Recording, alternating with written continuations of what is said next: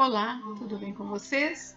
Hoje, dia 355 da nossa leitura da palavra, nós estamos lendo o segundo livro de Pedro. O capítulo 1, versículo 1, declara especificamente que o apóstolo Pedro foi o seu autor, mas essa autoria vem sendo questionada muito mais do que qualquer outro livro do Novo Testamento. No entanto, nós, assim como os pais da igreja primitiva, não encontramos nenhuma boa razão para rejeitá-la. O livro de 2 Pedro foi escrito no final da vida de Pedro. Já que Pedro foi martirizado em Roma durante o reinado de Nero, sua morte deve ter ocorrido antes de 68 d.C. Ele muito provavelmente escreveu este livro entre 65 e 68 d.C. Sabendo que seu tempo era curto e que essas igrejas enfrentavam perigo imediato, ele convidou os leitores a refrescarem a sua memória e a estimularem a sua forma de pensar, para que pudessem se lembrar de seu ensino. Pedro desejava que eles se tornassem firmes na sua fé para suportar os falsos mestres que se haviam infiltrado e estavam influenciando negativamente as igrejas. Depois de uma advertência final, Pedro novamente encorajou-os a crescerem na graça e no conhecimento do seu Senhor e Salvador Jesus Cristo. Bem, os mesmos falsos mestres que flagelaram o povo de Deus tanto no Antigo e Novo Testamento ainda estão conosco, fazendo a segunda epístola de Pedro tão relevante hoje como era 2000 anos atrás. Certamente, como cristãos no século XXI, estamos mais próximos da volta do Senhor que os cristãos do primeiro século, a quem essa epístola foi escrita. Através dos meios de comunicação de massa, cristãos maduros estão conscientes de que muitos charlatões estão desfilando como verdadeiros líderes cristãos e que os cristãos imaturos estão sendo tomados pelo seu charlatanismo e falsa interpretação das Escrituras. Cabe a todos os cristãos ser capazes de discernir a verdade do erro através da palavra de Deus. A mesma receita para o crescimento na fé que Pedro deu, quando aplicada à nossa vida, irá assegurar-nos também uma rica recompensa na entrada no reino eterno de nosso Senhor e Salvador Jesus Cristo. O fundamento da nossa fé é e sempre será a mesma palavra de Deus, conforme Pedro pregou. Bem, vamos à leitura? Capítulo 1, Prefácio e Saudação. Simão Pedro, servo e apóstolo de Jesus Cristo, aos que conosco obtiveram fé igualmente preciosa na justiça do nosso Deus e Salvador Jesus Cristo, que a graça e a paz lhes sejam multiplicadas no pleno conhecimento de Deus e de Jesus nosso Senhor. A prática das virtudes cristãs e seus resultados. Pelo poder de Deus, nos foram concedidas todas as coisas que conduzem à vida e à piedade, pelo pleno conhecimento daquele que nos chamou para a sua própria glória e virtude. Por meio delas, ele nos concedeu as suas preciosas e muito grandes promessas, para que por elas vocês se tornem coparticipantes da natureza divina, tendo escapado da corrupção das paixões que há no mundo. Por causa disso, concentrando todos os seus esforços, acrescentem à fé que vocês têm a virtude, à virtude o conhecimento, ao conhecimento o domínio próprio, ao domínio próprio a perseverança, à perseverança a piedade, à piedade a fraternidade, à fraternidade o amor, porque essas qualidades, estando presentes e aumentando cada vez mais, farão com que vocês não sejam nem inativos nem infrutíferos no pleno conhecimento do nosso Senhor Jesus Cristo. Pois aquele que não tem estas coisas é cego, vendo só o que está perto, e se esqueceu da purificação dos seus antigos pecados. Por isso, irmãos, procurem com um empenho cada vez maior confirmar a vocação e a eleição de vocês, porque fazendo assim, vocês jamais tropeçarão. Pois desta maneira é que lhe será amplamente suprida a entrada no reino eterno do nosso Senhor e Salvador Jesus Cristo. Por esta razão, sempre estarei pronto para fazer com que vocês se lembrem destas coisas, embora já as conheçam e tenham sido confirmados na verdade que receberam. Também considero justo, enquanto estou neste tabernáculo, despertar essas lembranças em vocês, certo de que estou prestes a deixar o meu tabernáculo, como efetivamente nosso Senhor Jesus Cristo me revelou. Mas de minha parte, me esforçarei ao máximo para que sempre, mesmo depois da minha partida, vocês se lembrem dessas coisas. A superioridade da palavra de Deus. Porque não lhes demos a conhecer o poder e a vinda do nosso Senhor Jesus Cristo, seguindo fábulas engenhosamente inventadas, mas nós mesmos fomos testemunhas oculares da sua majestade. Porque ele recebeu a glória da parte de Deus Pai, quando pela suprema glória lhe foi enviada a seguinte voz: Este é o meu Filho amado, em quem me agrado. Ora, nós ouvimos esta voz vinda do céu, quando estávamos com ele no Monte Santo.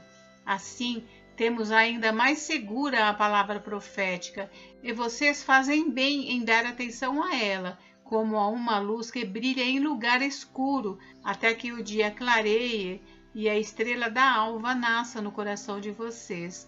Primeiramente, porém, saibam que nenhuma profecia da Escritura provém de interpretação pessoal, porque nunca, jamais, qualquer profecia foi dada por vontade humana.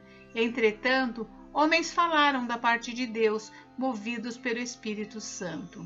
Capítulo 2. Os falsos mestres. Assim como surgiram falsos profetas no meio do povo, também haverá falsos mestres entre vocês. Eles introduzirão heresias destruidoras, chegando a renegar o soberano Senhor que os resgatou, trazendo sobre si mesmos repentina destruição. E muitos seguirão as suas práticas libertinas, e por causa deles o caminho da verdade será difamado. Movidos por avareza, eles explorarão vocês com palavras fictícias, mas para eles a condenação decretada há muito tempo não tarda, e a destruição deles não caiu no esquecimento. Pois Deus não poupou anjos quando pecaram, mas lançando-os no inferno, prendeu-os com correntes de escuridão, reservando-os para o juízo. E ele não poupou o mundo antigo, mas preservou Noé, pregador da justiça, e mais 7 pessoas, quando fez vir o dilúvio sobre o mundo de ímpios. E reduzindo a cinza as cidades de Sodoma e Gomorra, condenou-as à ruína completa, tendo-as posto como exemplo do que viria a acontecer com os que vivessem impiamente. Mas livrou o justo Ló, que ficava aflito com a conduta libertina daqueles insubordinados. Porque esse homem justo, pelo que via e ouvia ao morar entre eles, atormentava sua alma justa dia após dia, por causa das obras iníquas que aqueles praticavam. Assim, o Senhor sabe livrar da provação os piedosos e manter os injustos sob castigo para o dia do juízo, especialmente aqueles que, seguindo a carne, andam em desejos impuros e desprezam qualquer autoridade. Atrevidos, arrogantes, não temem difamar os gloriosos seres celestiais, ao passo que anjos, embora maiores em força e poder, não proferem contra essas autoridades sentença difamatória na presença do Senhor. Esses, porém, como animais irracionais, seres guiados pelo instinto e que nascem para serem capturados e mortos, falando mal daquilo que não entendem, na sua destruição também hão de ser destruídos, recebendo injustiça como pagamento pela injustiça que praticam. Encontram prazer na satisfação de seus desejos libertinos em pleno dia. Como manchas e defeitos, encontram satisfação nas suas próprias mentiras, enquanto se banqueteiam com vocês. Eles têm os olhos cheios de adultério e são insaciáveis no pecado. Enganam almas inconstantes e têm o coração exercitado na avareza, essa gente maldita. Tendo abandonado o reto caminho, desviaram-se e seguiram pelo caminho de Balaão, filho de Beor, que amou o pagamento pela injustiça. Mas ele foi repreendido pela sua transgressão, um animal de carga mudo, falando com voz humana, refreou a insensatez do profeta. Esses tais são fontes sem água, névoas levadas pela tempestade, para os quais está reservada a mais profunda escuridão, porque falando com arrogância palavras sem conteúdo, enganam com desejos libertinos de natureza carnal aqueles que de fato estavam se afastando dos que vivem no erro. Prometeram-lhes liberdade quando eles mesmos são escravos da corrupção, pois aquele que é vencido fica escravo do vencedor. Portanto, se depois de terem escapado das contaminações do mundo, mediante o conhecimento do Senhor e Salvador Jesus Cristo, se deixam enredar de novo e são vencidos, o seu último estado se tornou pior do que o primeiro. Pois teria sido melhor que eles nunca tivessem conhecido o caminho da justiça, do que após conhecê-lo, voltar atrás e se afastar do santo mandamento que lhes havia sido dado. Com eles aconteceu o que diz certo provérbio muito verdadeiro: o cão volta ao seu próprio vômito, e a porca lavada volta a rolar na lama. Capítulo 3. A vinda do Senhor. Amados, esta é agora a segunda carta que escrevo a vocês. Em ambas procuro com lembranças despertar a mente esclarecida de vocês, para que se lembrem das palavras que anteriormente foram ditas pelos santos profetas, e também se lembrem do mandamento do Senhor e Salvador, que os apóstolos de vocês lhe ensinaram. Antes de tudo, saibam que nos últimos dias virão escarnecedores com as suas zombarias, andando segundo as próprias paixões e dizendo: onde está a promessa da sua vinda? Porque desde que os pais morreram, todas as coisas permanecem como desde o princípio da criação. Acontece que, de propósito, esquecem que os céus existem desde muito tempo e que a terra surgiu da água e através da água pela palavra de Deus. Com base nesta palavra, também o mundo daquele tempo foi destruído, afogado em água. Pela mesma palavra, os céus e a terra que agora existem têm sido guardados para o fogo, estando reservados para o dia do juízo e da destruição dos ímpios.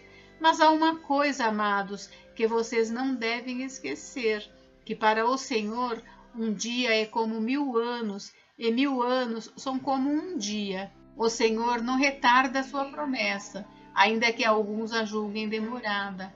Pelo contrário, Ele é paciente com vocês, não querendo que ninguém pereça, mas que todos cheguem ao arrependimento. Porém, o dia do Senhor virá como um ladrão.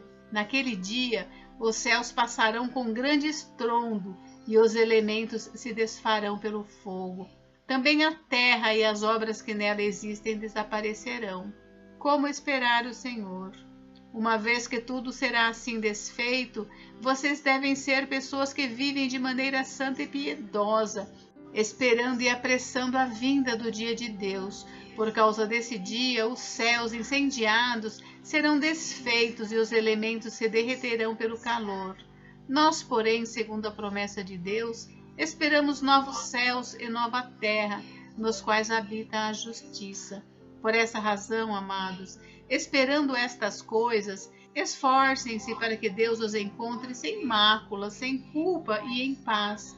E considerem a longanimidade do nosso Senhor como oportunidade de salvação, como também o nosso amado irmão Paulo escreveu a vocês, segundo a sabedoria que lhe foi dada, ao falar a respeito desses assuntos, como de fato costuma fazer em todas as suas cartas. Nelas há certas coisas difíceis de entender, que aqueles que não têm instrução e são instáveis deturparão, como também deturparão as demais escrituras para a própria destruição deles. Portanto, vocês, meus amados, visto que já sabem disso, tenham cuidado para que não sejam arrastados pelo erro desses insubordinados e caiam da posição segura em que se encontram. Pelo contrário, cresçam na graça e no conhecimento de nosso Senhor e Salvador Jesus Cristo. A Ele seja a glória, tanto agora como no dia eterno.